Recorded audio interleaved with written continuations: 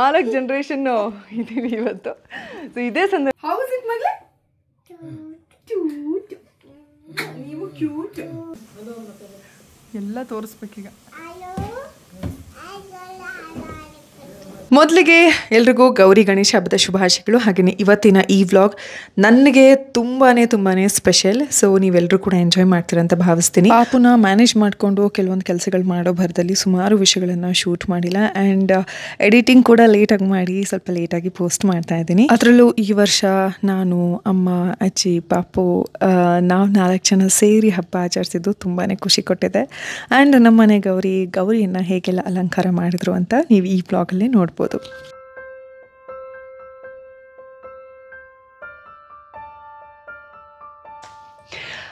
Hello, ಎಲ್ರಿಗೂ ನಮಸ್ಕಾರ. ಮೊದಲನೇದಾಗಿ ಎಲ್ರಿಗೂ ಗೌರಿ ಗಣೇಶ ಹಬ್ಬದ ಹಾರ್ದಿಕ ಶುಭಾಶಯಗಳು. ಗಣೇಶ ಅಂದ ತಕ್ಷಣ ನಿಮ್ಮೆಲ್ರಿಗೂ ಗೊತ್ತು, ವಿಘ್ನ ವಿನಾಶಕ, ಬುದ್ಧಿಶಕ್ತಿಗೆ ಮೊದಲು ಬರೋದು ಪ್ರಥಮ ಪೂಜೆ ಗಣಪತಿಗೆ. ಸೊ ಗೌರಿ ಗಣೇಶ ಹಬ್ಬ ಅಂದ ತಕ್ಷಣ ಎಲ್ರಿಗೂ ಸಾಕಷ್ಟು ನೆನಪುಗಳಿರುತ್ತೆ. ನನಗೂ ಕೂಡ ಸುಮಾರು ನೆನಪುಗಳಿದೆ, ಅದನ್ನೆಲ್ಲ ಹೇಳ್ತಾ ಹೋಗ್ತೀನಿ. ಅದಕ್ಕಿಂತ ಮುಂಚೆ ನೀವೆಲ್ಲ ಸುತ್ತಮುತ್ತ ನೋಡ್ಬೋದು, ಇಷ್ಟೆಲ್ಲ ಹರಿವ್ಕೊಂಡು ರಾಡಿ ಮಾಡ್ಕೊಂಡು ಕೂತಿದ್ದೀನಿ. ನಿಮ್ಗೆ ಗೊತ್ತು, ಹಬ್ಬ ಅಂದ ತಕ್ಷಣ ಡೆಕೋರೇಷನ್ ಐಟಮ್ಸ್ ಎಲ್ಲ ನನಗೆ ಸ್ವಲ್ಪ ಎಕ್ಸೈಟ್ ಆಗ್ತೀನಿ.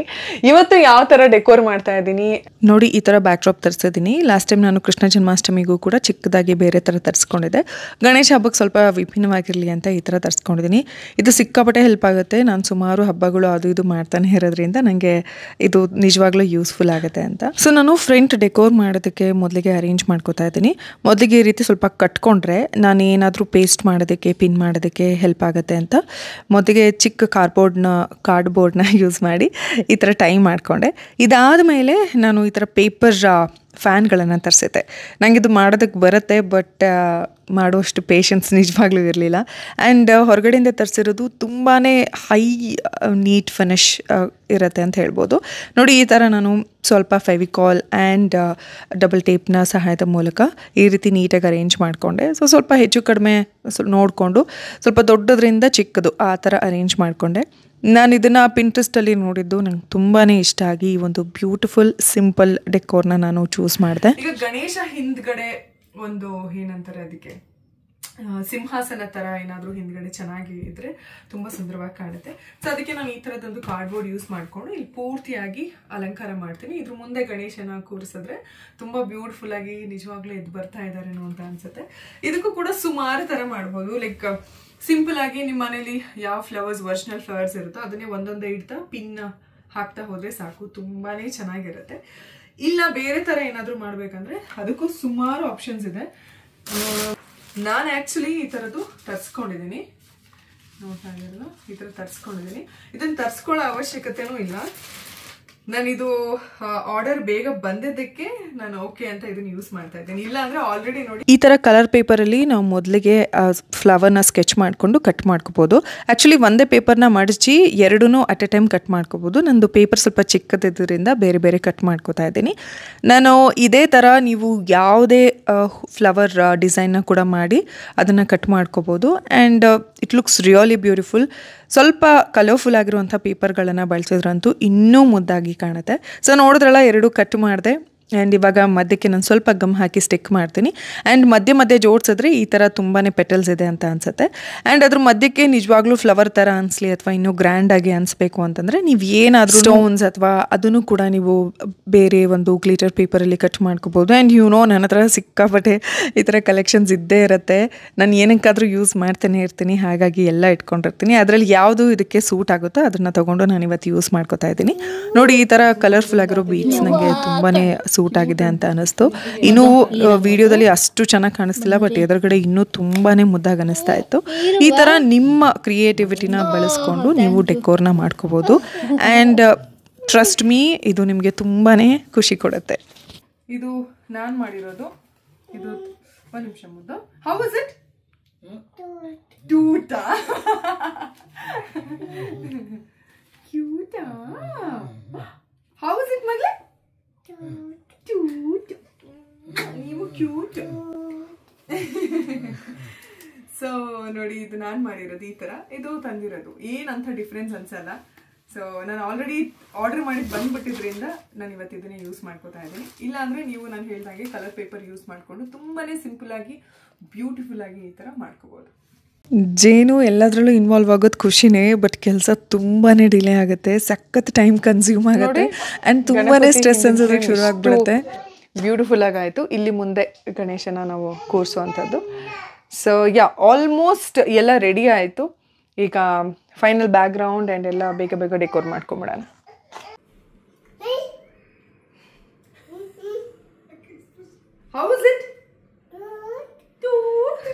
ಇನ್ನು ಡೆಕೋರ್ ಮಾಡುವಾಗ ಒಂದೊಂದು ಐಡಿಯಾನು ಬರ್ತಾನೆ ಇರುತ್ತೆ, ಯಾವುದನ್ನ ಮಾಡೋದು ಯಾವುದನ್ನ ಬಿಡೋದು ಗೊತ್ತಾಗಲ್ಲ. ಆ್ಯಂಡ್ ಎಲ್ಲ ಆದಮೇಲೆ ಯಾವುದೋ ನೆನಪಾಗುತ್ತೆ, ಅದನ್ನು ಮಾಡೋಕ್ಕೆ ಹೋದರೆ ಮಿಕ್ಕಿದೆಲ್ಲ ಕೆಟ್ಟು ಹೋಗುತ್ತೆ. ಹೀಗೆ ಸುಮಾರು ಕೆಲಸಗಳಿರುತ್ತೆ.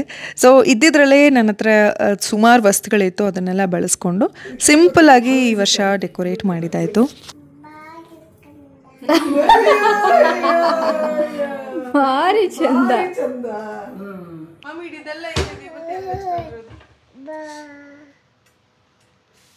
ಏನದು? ಮಾಮಿ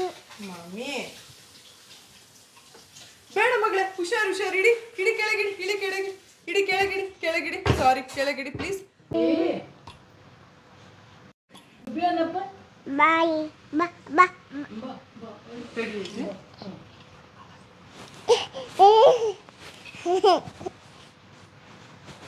ಏನವ ಅದು? ಯಾರದು?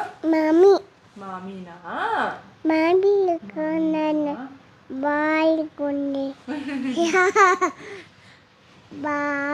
ಮಾಮಿಗೆ ಐ ಲವ್ ಯು ಹೇಳಿ.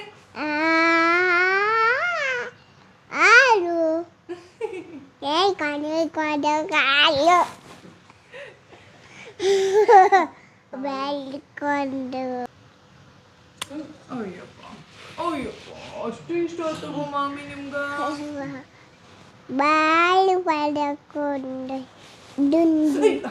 ಹಂಗ್ ಮಾಡ್ಬಾರ್ದಲ್ಲ ಮಾಮಿ ಅಲ್ವಾ?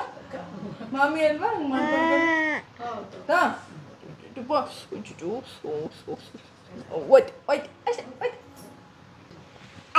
ಅಯ್ಯೋ ಅಕ್ಕ, ಮಕ್ಕಳೇ ಹೀಗೆ ಅನ್ಸತ್ತಲ್ವಾ. ಜೇನು ಅಷ್ಟೇ, ಏನು ಮಾಡಿದ್ರು ಗೌರಿ ಮೂರ್ತಿನ ಬಿಡ್ತಾನೆ ಇರಲಿಲ್ಲ. ಸಿಕ್ಕಾಪಡೆ ಟ್ರೈ ಮಾಡಿದ್ವಿ, ಬಟ್ ಒಡೆಯೋಷ್ಟು ಬೇಜವಾಬ್ದಾರಿಯಿಂದ ಕೂಡ ಹ್ಯಾಂಡಲ್ ಮಾಡ್ತಿರ್ಲಿಲ್ಲ. ತುಂಬ ಕೇರ್ಫುಲ್ಲಾಗಿ ಹ್ಯಾಂಡಲ್ ಮಾಡ್ತಾಯಿದ್ರು. ಸೊ ಹಾಗಾಗಿ ನಾವು ಸ್ವಲ್ಪ ಹೊತ್ತು ಆಟ ಆಡಲಿ ಅಂತ ಹಾಗೆ ಬಿಟ್ವಿ. ಮಾಮಿ ದೈಸ್ ಎಲ್ಲಿದೆ? ಮಾಮಿ ದೈಸ್ ಎಲ್ಲಿದೆ? ಅದು ಓಕೆ. ಮಾಮಿ ನೋಸು ನೋಸು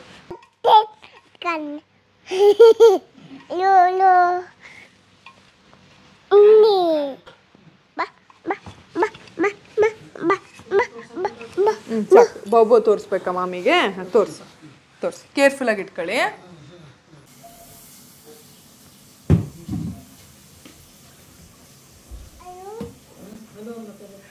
ಎಲ್ಲ ತೋರಿಸ್ಬೇಕೀಗ.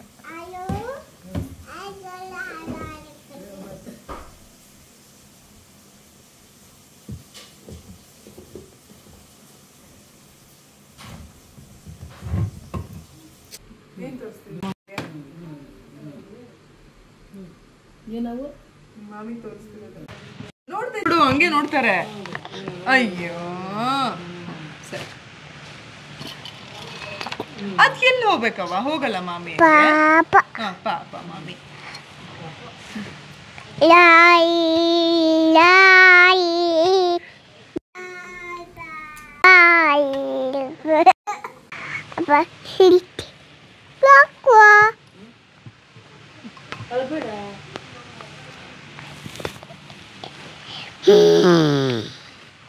Babu, babu, babu, babu.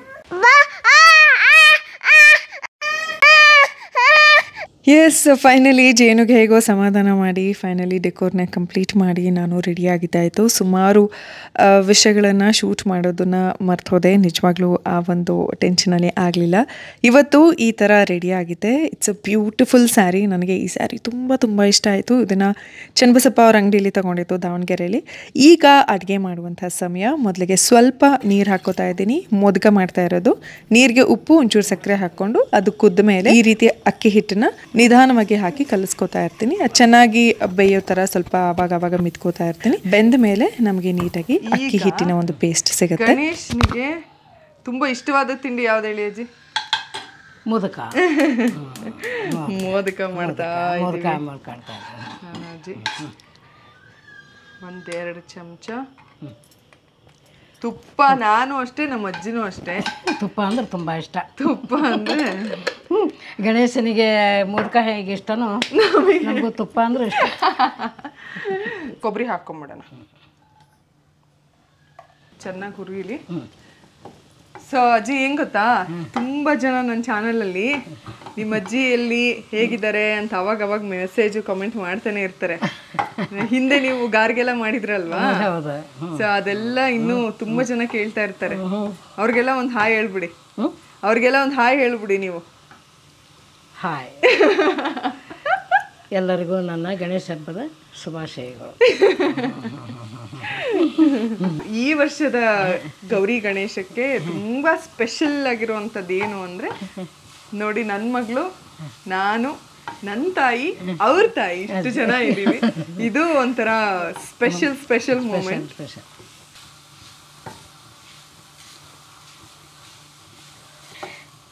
ನೀವ್ ಹೆಂಗ್ ಮಾಡ್ತೀರಾ ಅಜ್ಜಿ ಮೋದಕನ ಮನೆಯಲ್ಲಿ, ಊರಲ್ಲಿ? ನಾವು ಕಡುಬು ಮಾಡೋದು ಬಾಳಮ್ಮ, ಕರಿಗಡುಬು ಮಾಡ್ತೇವೆ ನಾವು. ಮೋದಕ ಕಡಿಮೆ, ಕರಿಗಡುಬು ಭಾಳ. ಬೇಳೆ ಹುಬ್ಳಿ ಕಡೆಯವರಾಗಿರೋದ್ರಿಂದ ನಾವು ಹುಬ್ಳಿ ಕುಂದಗೋಳದವರು, ಹಂಗಾಗಿ ಆ ಕಡೆ ಸ್ವಲ್ಪ ಕರಿಗಡುಬು ಜಾಸ್ತಿ ಕರಿಗಡುಬು, ಮೋದಕ ಕಡಿಮೆ. ಈಗ ಆಲ್ಮೋಸ್ಟ್ ಹಾಫ್ ಫ್ರೈ ಆಗಿದೆ. ಈಗ ನಾನು ಇದಕ್ಕೆ ಬೆಲ್ಲ ಹಾಕೊಂಡ್ಬಿಡ್ತೀನಿ. ರುಚಿಗೆ ಎಷ್ಟು ಬೇಕೋ ಅಷ್ಟು ಬೆಲ್ಲನ ಹಾಕ್ಕೊಂಡು ನಿಧಾನವಾಗಿ ಈ ರೀತಿ ಕಲಿಸ್ಕೋಬೇಕಾಗುತ್ತೆ. ಅದು ನೀಟಾಗಿ ಫ್ರೈ ಆಗುತ್ತೆ, ಬೆಲ್ಲ ಎಲ್ಲ ನೀರು ಬಿಡ್ತಾ ಬರುತ್ತೆ. ಫುಲ್ ಫ್ರೈ ಮಾಡೋದಕ್ಕೆ ಹೋಗಲ್ಲ, ಹಾಫ್ ಫ್ರೈ ಮಾಡಿಸ್ತೀನಿ. ಅಷ್ಟರಲ್ಲಿ ನಾನು ಏಲಕ್ಕಿ ಪುಡಿ ಒಂದು ಮಾಡ್ಕೊಂಡ್ಬಿಡ್ತೀನಿ.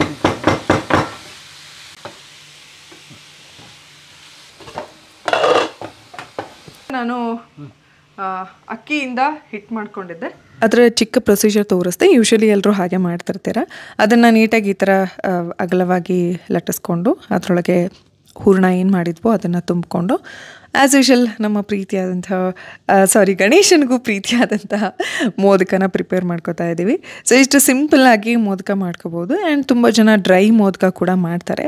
ಬಟ್ ನನಗೆ ಇದು ಏನೋ ಒಂದು ರೀತಿ ಯಾವಾಗಲೂ ಮಾಡೋದು ಇಷ್ಟ. ಆ್ಯಂಡ್ ಕರೆದು ಕೂಡ ಮಾಡ್ತಾರೆ, ಅಂದರೆ ಮೈದಾ ಹಿಟ್ಟನ್ನು ಬಳಸಿ ಇದೇ ಒಂದು ಫಿಲ್ಲಿಂಗ್ನ ಫಿಲ್ ಮಾಡಿ ಮೈದಾ ಹಿಟ್ಟಲ್ಲಿ ಸ್ಟಫಿಂಗ್ನ ಹಾಕಿ ಕರೀತಾರೆ. ಅದು ಕೂಡ ತುಂಬಾ ರುಚಿಯಾಗಿರುತ್ತೆ. ಗಣೇಶ ಹಬ್ಬ ಅಂದರೆ ಏನೇನು ಮಾಡ್ತಿದ್ರಿ ಅಜ್ಜಿ? ಭಾಳ ಶೃಂಗಾರ ಮಾಡ್ತಿದ್ರಪ್ಪ ಅವಾಗ. ಹೌದಾ? ನನ್ನ ತವ್ರನಾಗ ಭಯಂಕರ ಮನ್ಯಾಗ ಶೃಂಗಾರ ಮಾಡೋರು ಗಣಪತಿಗೆ. ಮೆಟ್ಲ ಇಟ್ಟು, ಆ ಮೆಟ್ಲ ತುಂಬ ಸಣ್ಣ ಸಾಮಾನು ಇಟ್ಟು ಭಯಂಕರ ಇದು ಮಾಡೋರು. ನಾನು ಹೆಲ್ಪ್ ಭಾಳ ಮಾಡ್ತಿದ್ದೆ. ನಾನು ನಮ್ಮ ಆಳ್ಮಗ ಒಬ್ಬ ಇದ್ದೆ, ಅವನು ಭಾರಿ ಜಾಣಿದ್ದ ಇದು ಮಾಡೋದ್ರೊಳಗೆ. ಏನು ಹೆಸರು ಅವ್ರದ್ದು? ಹನುಮಂತಪ್ಪ ಅಂತ. ಓ, ಹನುಮಂತಣ್ಣ ಗೊತ್ತು. ನಾವು ಚಿಕ್ಕವರಿದ್ದಾಗ ಹನುಮಂತ ನಮಗೆಲ್ಲ ಪಾಪ ಭಯಂಕರ ಇದು ಶನ ಇದ್ದ. ಅವನು ಕರ್ಕೊಂಡು ನಾನು ಸಣ್ಣವಳು, ಅವನ ಜೊತೆಗೆ ನಾ ಹೆಲ್ಪ್ ಮಾಡ್ತಿದ್ದೆ.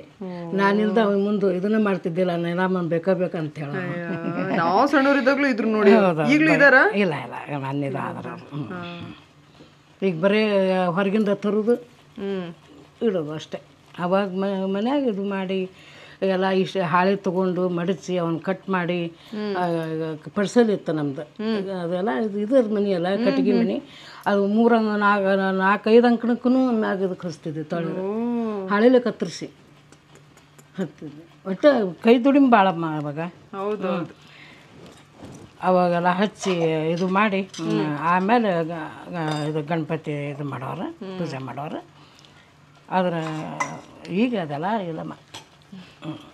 ಹಿಂದೆ ಗೋಧಿಗ್ಗಿ, ಸಜ್ಜಕ್ಕೆ ತೊಳಗಿ, ಕರಿಗಡುಬು, ಆಮೇಲೆ ಇದು ಮಾರ್ಲಿ, ಗಾರ್ಗಿ, ಇಂಥವೆಲ್ಲ ಮನ್ಯಾಗ ಕುಂಬಳಕಾಯಿ ಕಡುಬು ಅಂತ ಮಾಡ್ತಿದ್ವಿ ಅಪ್ಪ. ಅಯ್ಯೋಪ್ಪ ಭಾರಿ ಚೆನ್ನಾಗಿರ್ತಾವೆ. ಅವನ್ನೆಲ್ಲ ಮನ್ಯಾಗ ಮಾಡಿ ನಾವೆಲ್ಲ ಊಟ ಇದು ಮಾಡ್ತಿದ್ವಿಪ್ಪ. ಆಮ್ಯಾಗ ಕುಚ್ಚಗಡುಬು ಅಂತ ಮಾಡ್ತಿದ್ವಿ. ಈಗಿನ ಎಲ್ಲ ಅಡಿಗೆ ಅವೆಲ್ಲ ಸುಳ್ಳು. ಈಗ ಒಂದೆಲ್ಲ ಹಾಕಿ ಏನೇನು ಹಾಕಿ ಮಾಡ್ತಾರೆ ಅಷ್ಟೇ. ಹೌದಲ್ಲ? ನಮ್ಮ ಹೊಟ್ಟೆ ತುಂಬ ಅಡಿಗೆ. ಹೌದೌದು. ಈ ಹೊಟ್ಟೆ ತುಂಬದಂಥ ಅಡಿಗೆ. ಹೌದಲ್ಲ ಹೌದೌದು ಅಜ್ಜಿ. ತಂದು ನಾನು ಹೇಳೋದು ಅವ್ರಿಗೆ.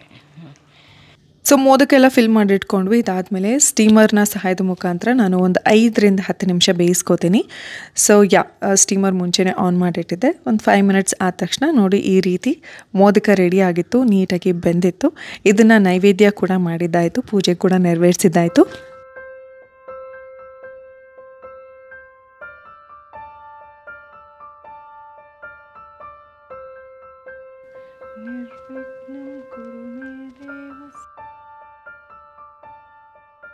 ನಮ್ಮ ಬಾಸು, ನಾನು, ನಮ್ಮಮ್ಮ, ಅವರಮ್ಮ, ಸೊ 4 ಜನ್ರೇಷನ್ನು ಇದ್ದೀವಿ ಇವತ್ತು. ಸೊ ಇದೇ ಸಂದರ್ಭದಲ್ಲಿ ನಾನೇನು ಆಶಿಸ್ತೀನಿ ಅಂದರೆ, ಅವರಮ್ಮನಿಗಿಂತ ನಮ್ಮಮ್ಮ ಇಟ್ಟು, ನಮ್ಮಮ್ಮನಿಗೆ ನಾನು ಇಟ್ಟು, ನನಗಿಂತ ನನ್ನ ಮಗಳು ಆಯ್ತಾಗಲಿ. ಒಂದು ಕಿಶ್ ಕೊಡಿ ನೋಡೋಣ. ಹಂಗೆ ಒಂದು ಕಿಶು ಹೊಡಿಬಾರ್ದು.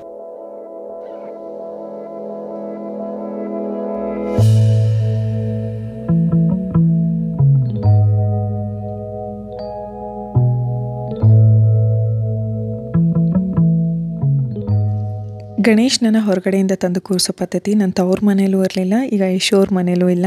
ಆದರೂ ಕೂಡ ಪ್ರತಿ ವರ್ಷ ನಾನೇ ಕೈಯಾರೆ ಈ ಅರಿಶಿನ ಗಣಪ ಅಥವಾ ಹಿಟ್ಟಿಂದ ಮಾಡಿದ್ದು ಮಾಡ್ತಾ ಇದ್ದೆ. ಈ ವರ್ಷ ಗಣೇಶ ಮೂರ್ತಿ ಹೊಸದಾಗಿ ಮನೆಗೆ ಬಂದಿತ್ತು, ಹಾಗಾಗಿ ಈ ಗಣೇಶನನ್ನು ಇಟ್ಟು ಪೂಜೆ ಮಾಡಿದ್ದೀನಿ. ಮತ್ತೊಮ್ಮೆ ನಿಮ್ಮೆಲ್ರಿಗೂ ಕೂಡ ಗೌರಿ ಗಣೇಶ ಹಬ್ಬದ ಹಾರ್ದಿಕ ಶುಭಾಶಯಗಳು. ಇವತ್ತಿನ ಈ ಸ್ಪೀಡ್ ವೇಗದ ಯುಗದಲ್ಲಿ ನಾವೆಲ್ಲರೂ ಕುಟುಂಬ ಅಂತ ಒಂದು ಕಡೆ, ಕೆರಿಯರ್ ಅಂತ ಒಂದು ಕಡೆ, ಅಚೀವ್ಮೆಂಟ್ಸ್ ಅಂತ ಒಂದು ಕಡೆ, ಪ್ಯಾಷನ್ಸ್ ಅಂತ ಒಂದು ಕಡೆ, ಈ ಥರ ಓಡ್ತಾನೆ ಇದ್ದೀವಿ. ಮಾನಸಿಕವಾಗಿ, ದೈಹಿಕವಾಗಿ ನಿಜವಾಗ್ಲೂ ಬಳಲ್ತಾ ಇದ್ದೀವಿ.